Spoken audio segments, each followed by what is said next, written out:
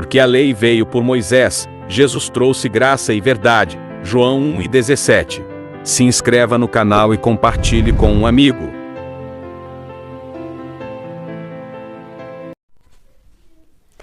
Olá, meus irmãos, graça e paz, sejam todos bem-vindos a mais uma reflexão da graça de Deus. Eu quero falar sobre esse tema, serei breve. Muda o sacerdócio, necessariamente se faz mudança da lei.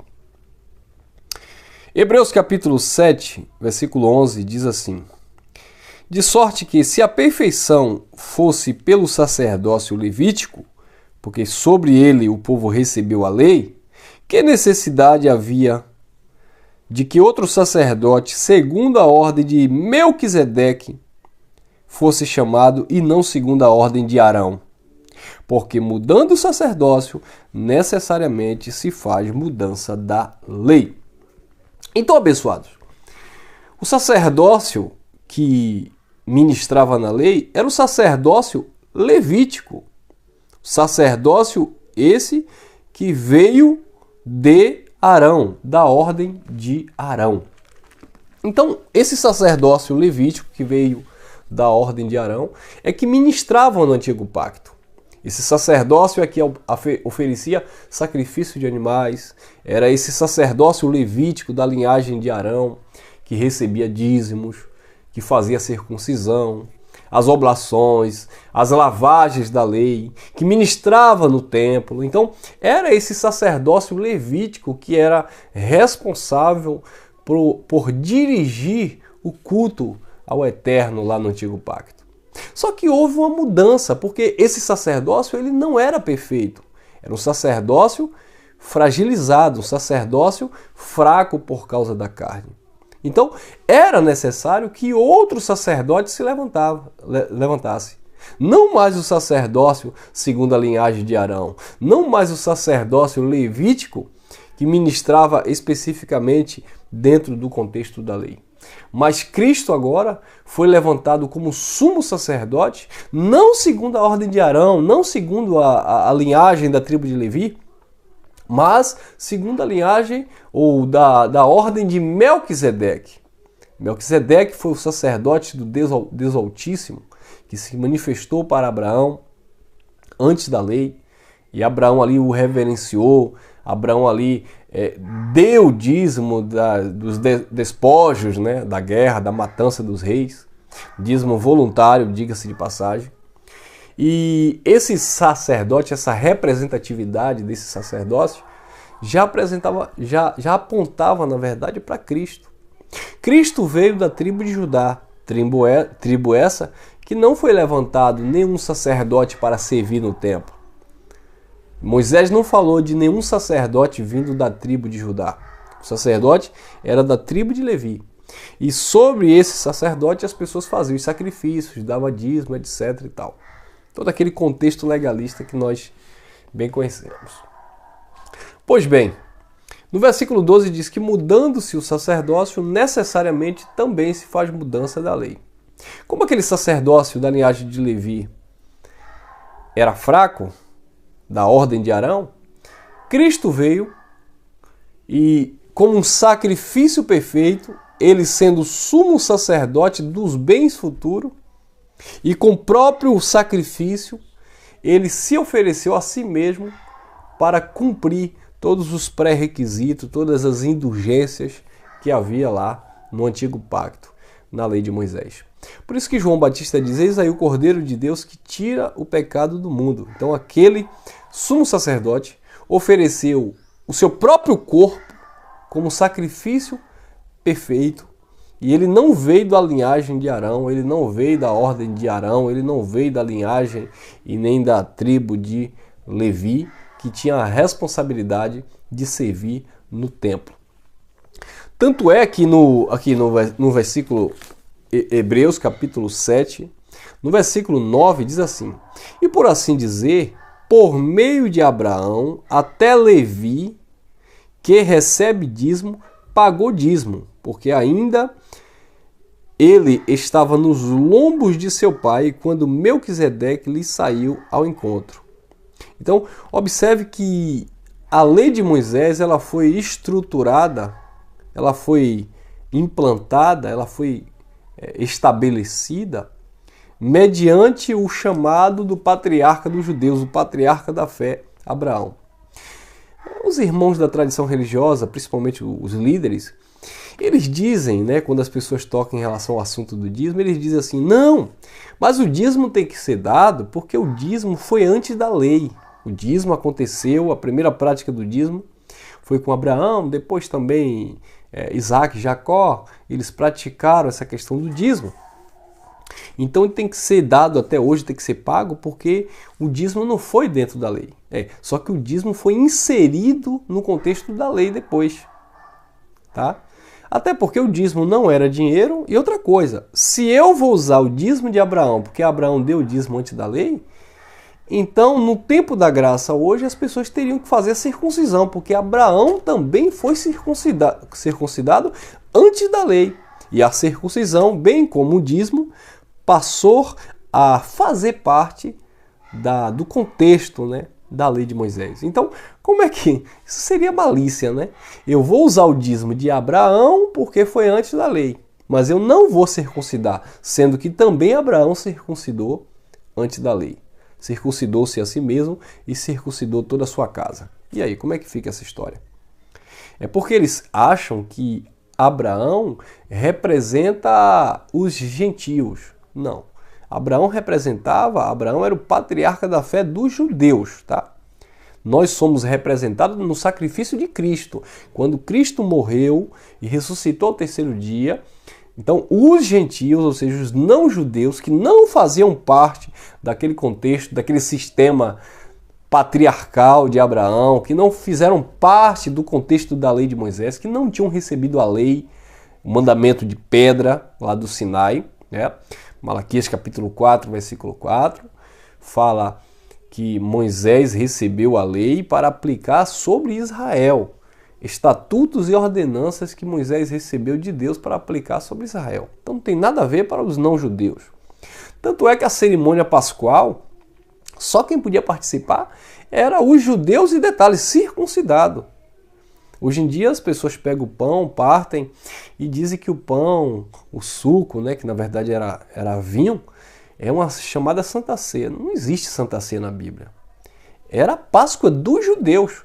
Tanto é que havia várias pessoas que seguiam Jesus, mas apenas os discípulos ali, aqueles apóstolos que comiam a Páscoa dos judeus. Ah, irmão, mas estava ali a ceia do Senhor. Ceia porque era um jantar noturno, sabe? Era a última refeição do dia, aí chama ceia. Mas não é Santa Ceia no sentido místico, que as pessoas comem um pedaço de pão, bebem um copo de suco ou de vinho, e ali é o sangue de Cristo, é o corpo de Cristo. Não. Jesus, simbolicamente, na sua última ceia, na sua última Páscoa ali com os judeus, né? É Páscoa dos judeus. Você vai ver em todos os livros, Mateus, Marcos, Lucas e João, Jesus celebrando a Páscoa, né? E quando você vê a última Páscoa, você vai ver Jesus pegando o pão e dando ali, dizendo, comei em memória de mim, esse é o meu corpo, que será dado por vós. Porque foi dado quando? Na cruz. Ali não estava sendo dado o corpo de Cristo. O pastor não está dando o corpo de Cristo quando ele parte o pão. O corpo de Cristo foi dado na cruz. Então, simbolicamente, Jesus já estava apontando que ele iria para a cruz e o seu corpo representava aquele pão que ele estava compartilhando ali do seu sacrifício. O vinho representava um sangue que ele iria derramar em favor de muitos, não de todos, tá? Então, antes dele ir para a cruz, ele celebrou a última Páscoa, ou a ceia, porque era um jantar, Páscoa dos judeus, e simbolicamente ele deu o pão e disse, comei, fazer isso em memória de mim, bebeu o cálice, esse é meu sangue que será dado por vós, o sangue da nova aliança. Então, a nova aliança não tinha sido inaugurada ainda porque Jesus não tinha morrido. Então, quando ele morreu, quando ele derramou seu sangue no Calvário, aí sim a nova aliança foi estabelecida. Aí acabou agora as cerimônias, acabou a prática da Páscoa, acabou a prática dos sacrifícios, das oblações, das oferendas no templo, dos dízimos, das lavagens. Acabou com Cristo, quando ele disse está consumado. E ele estabelece uma nova aliança. E hoje, dentro desta nova aliança, o que é comer o pão? O que é fazer parte do corpo de Cristo? É crer no sacrifício dele e fazer parte hoje da igreja. E a igreja não é um templo religioso. É ser família de Deus, é entender o conceito, é discernir o corpo.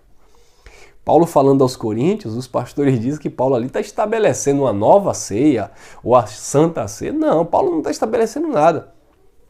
Na verdade, o que aconteceu ali em 1 Coríntios capítulo 11 era uma festa ágape, a festa de amor, onde deveria ter ali uma comunhão, no partir do pão, como aconteceu em Atos, como o próprio Judas, escrevendo na sua carta, relata que muitos penetravam nessa festa de amor, nesta festa ágape, mas eram nuvens sem águas, sabe?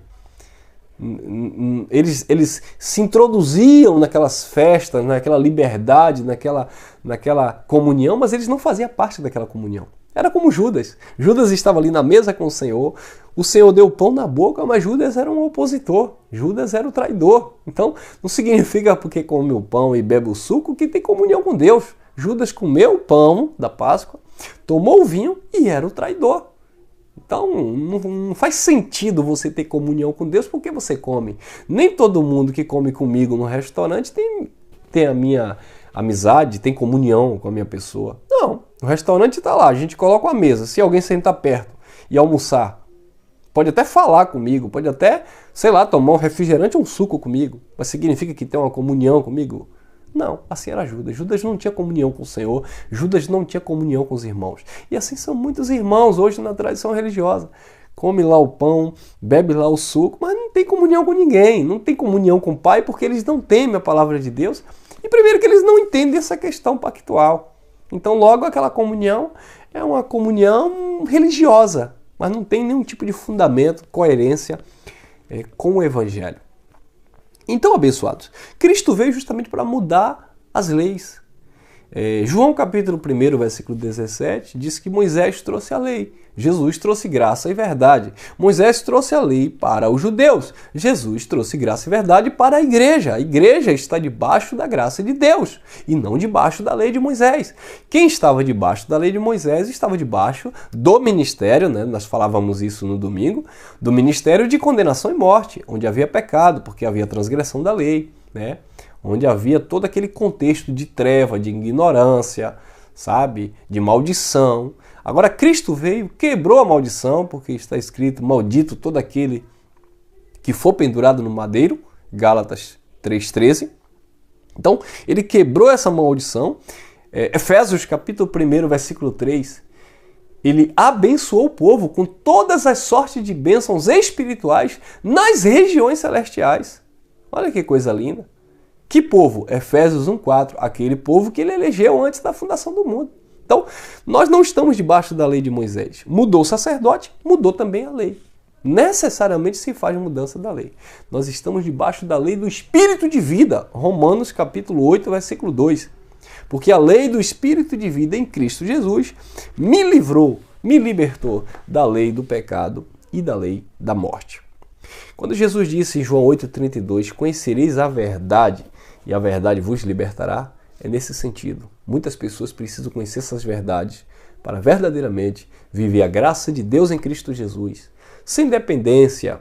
Não é pecado, tá? Se você quer você vai em um templo religioso, se você vai em uma reunião em graça, nós nos reunimos em graça. Nós nos reunimos como igreja. Nós não vamos à igreja. A igreja é o povo de Deus espalhado nos 4 cantos da terra, tá? Então você aí, eu aqui, nós estamos separados fisicamente, mas no espírito estamos unidos ao Senhor.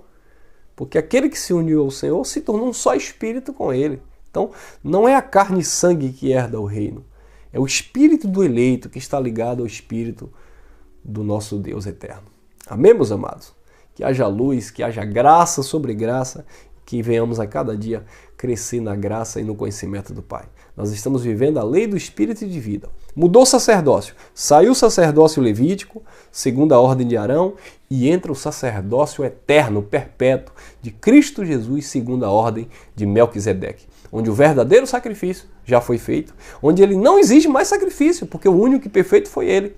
Agora ele só quer obediência a essa palavra, para que nós venhamos entrar nesse descanso e desfrutar desta plenitude, desta graça que é eterna em nossas vidas, porque ele não é homem para que minta, nem filho do homem para que se arrependa. O verdadeiro conserto, a verdadeira reforma não foi com os reformadores, não foi com Lutero, não foi com os doutores da teologia, os doutores em divindade. A verdadeira reforma, a reforma foi feita por meio de Cristo na cruz. Tira o velho para estabelecer o novo. Remove o primeiro, estabelece o segundo. E é nessa nova e eterna aliança que nós estamos inseridos como povo de Deus, seja judeu ou não judeu, mas todos os espíritos aperfeiçoados em amor, quantos Deus os chamou antes da fundação do mundo e manifestou a sua graça em nossos corações.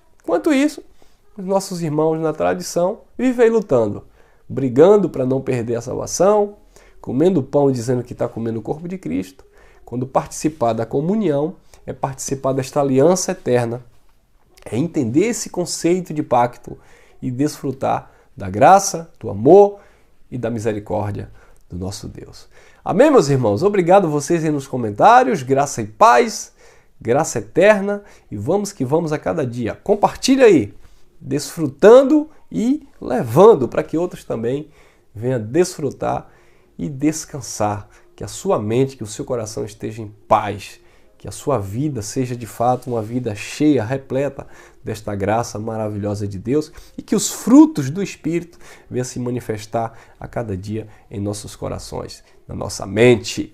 Fui, até a próxima!